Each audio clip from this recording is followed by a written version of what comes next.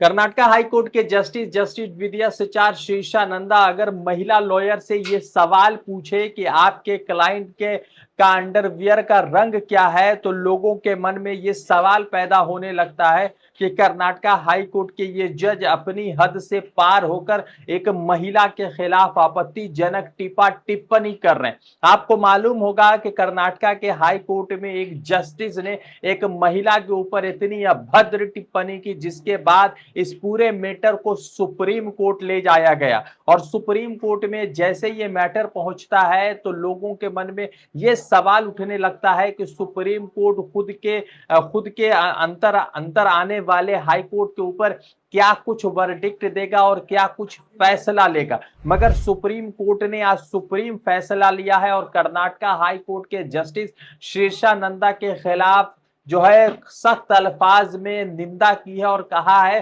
कि इस तरह की भाषा इस्तेमाल नहीं हो सकती, और आगे के लिए संकेत भी दे दिया है कि आइंदा दिनों में इस तरह की भाषा को कभी भी बर्दाश्त नहीं किया जाएगा। जस्टिस शीर्षानंदा की तरफ से कुछ ऐसे बयान सामने आए, मुसलमानों के खिलाफ ऐसे बयान सामने आए जो एक हाई कोर्ट के जस्टिस के ऊपर शोभा नहीं देता है। और हाई कोर्ट के जस्टिस खुद एक जो है पॉलिटिकल पार्टी के स्पोक पर्सन बनकर जब बात करने लगे तो लोगों के मन में उस न्यायपालिका को लेकर और खास करके उस जज के क्लैरिफिकेशन को लेकर, ऑथेंटिसिटी को लेकर सवाल उठ जाते हैं। सुप्रीम कोर्ट का जो है सुप्रीम निर्देश सामने आया है और क्या कुछ हुआ था 4 दिन पहले, वो तमाम विषय पर आपसे बातचीत करेंगे और बताएंगे कि क्या कुछ होने वाला है।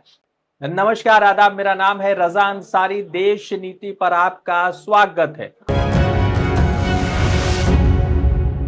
देश नीति, केवल सच्ची और पक्की खबरें।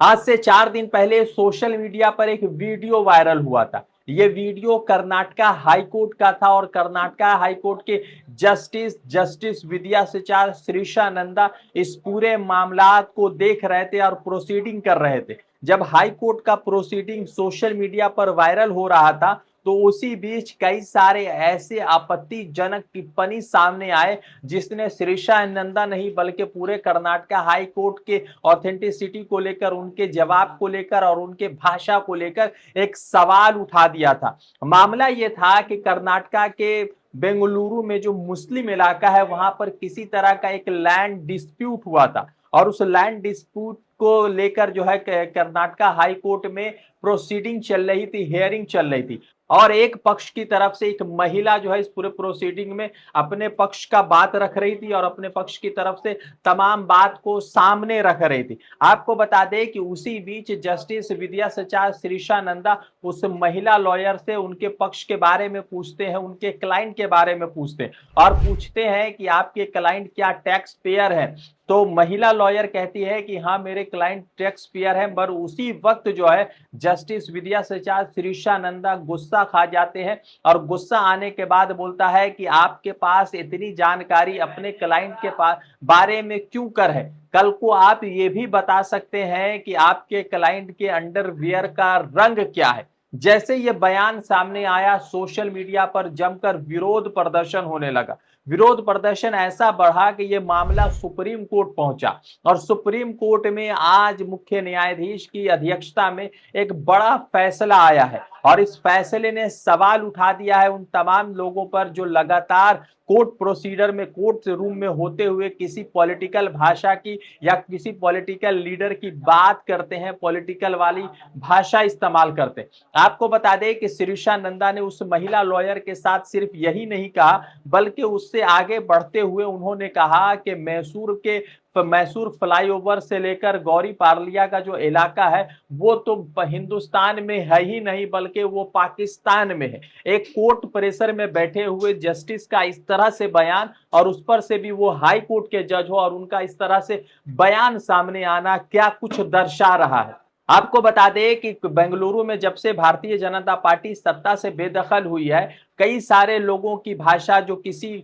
कोर्ट के या किसी ऐसे स्थान पे बैठे हुए हैं जो एक सेक्युलर स्थान है, किसी तरीके से वहां पर इस तरह की बातें नहीं हो सकती, मगर लगातार इस तरह की बातें होती है। और मगर आप जानिए कि एक हाई कोर्ट के अंदर बैठे हुए एक जज साहब जो हाई कोर्ट के जज है, हाई कोर्ट के जस्टिस है, और वो इस तरह की बात करते हैं कि किसी मुस्लिम इलाका को लेकर वो कहते हैं कि उस मुस्लिम इलाका में एक ऑटो में 10 पीपल सवारी करते हैं, और वो इलाका तो हिंदुस्तान में है ही नहीं बल्कि वो पाकिस्तान में। फिर वही जज साहब अगर ये भी कहे कि महिला लॉयर को लेकर ये कहे कि आपके क्लाइंट क्या रंग का अंडरवियर पहनते हैं, अंडर गारमेंट्स पहनते, वो भी आप कल को बता देंगे। ये पूरा मामला जैसे सोशल मीडिया पर वायरल हुआ तो लोगों ने जज के ऊपर भी नाराजगी जताई और सुप्रीम कोर्ट से गुहार लगाई कि आप इस पूरे मामला का संज्ञान ले और सख्त निर्देश जारी करें। आज जो है सुप्रीम कोर्ट ने इस पूरे मामला में जो है सख्त निर्देश जारी किया है, और सुप्रीम कोर्ट ने इस पूरे मामला को देखने के बाद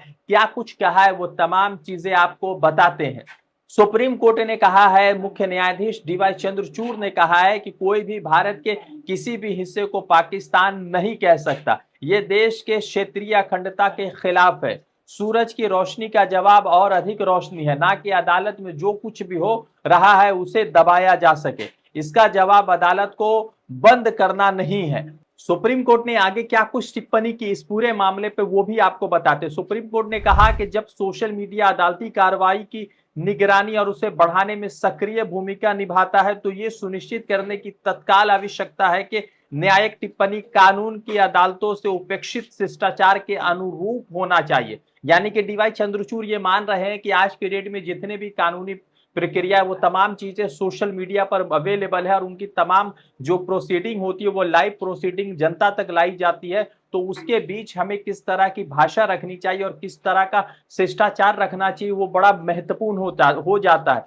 आगे चंद्रचूड़ लिखते हैं कि आकस्मिक अवलोकन व्यक्तिगत पूर्वाग्रहों को इंगित कर सकता है, खास करके जब किसी विशेष लिंग या समुदाय पर निर्देशित माना जाता है। इसलिए किसी को भी पैट्रियार्कल या मिसोजेनिस्ट टिप्पणी करने से सावधान रहना चाहिए। हमें एक निश्चित लिंग या समुदाय पर टिप्पणी के बारे में अपने गंभीर चिंता व्यक्त करते हैं और ऐसे टिप्पणियों को नकारात्मक रूप में समझा जा सकता है। हम आशा करते हैं और भरोसा कराते हैं कि सभी स्टेक होल्डर को सौंपे गए जिम्मेदारियों को बिना किसी पूर्वाग्रह के और भेदभाव के निभाया जाएगा, पूरा किया जाएगा। यानी कि सुप्रीम कोर्ट आज सुप्रीम तरीके से विश्वानंदा के ऊपर बरसे, और आज इस तरह से सुप्रीम कोर्ट ने यह फैसला सुनाया, सुप्रीम कोर्ट ने यह निर्देश दिया, तो यह भी क्लियर कर दिया कि सुप्रीम कोर्ट में जो कुछ भी हो रहा है या देश के अन्य किसी कोर्ट में हो रहा है उसको लेकर स्टेक होल्डर्स की यह जिम्मेदारी होती है कि वो इस तरह के भाषा से बचे, और जिस तरह से जो भी कोर्ट प्रोसीडिंग का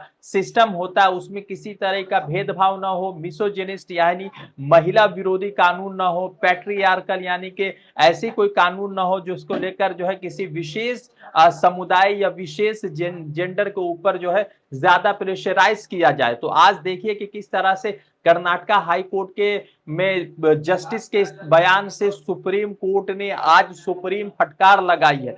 शिरीषा नंदा के इस बयान को लेकर लगातार नाराजगी चल रही थी। इंदिरा जयसिंह जो सुप्रीम कोर्ट की बड़ी लॉयर है उनके तरफ से भी इस बयान की नाराजगी जताई गई थी। कई सारे सोशल मीडिया के यूजर ने भी इस बयान को लेकर घोर आपत्ति जताई थी। सवाल महत्वपूर्ण यह है कि न्यायपालिका में बैठे हुए लोग और जस्टिस बने हुए लोग अगर इस तरह की भाषा का इस्तेमाल कर दे हैं जो अमर्यादित भाषा है, तो उस देश के लोकतंत्र पर, वहां की जनता को लेकर सवाल पैदा होता। वैसे आपको बता दें कि आप पूर्व में जानते हैं कि पूर्व मुख्य न्यायाधीश रंजन गोगोई, अभिजीत गांगुली और मध्य प्रदेश हाईकोर्ट के एक जस्टिस ने जो है पूर्व में भारतीय जनता पार्टी का दामन थाम लिया है। तो लोगों को भी अब इस बात की आशंका होने लगती है कि कहीं तो ऐसा नहीं कुछ चल रहा है कि किसी पॉलिटिकल प्रेशर के अंडर में आकर कोई जज अपना फैसला सुना रहा है। रज़ा अंसारी की रिपोर्ट, देश नीति के लिए।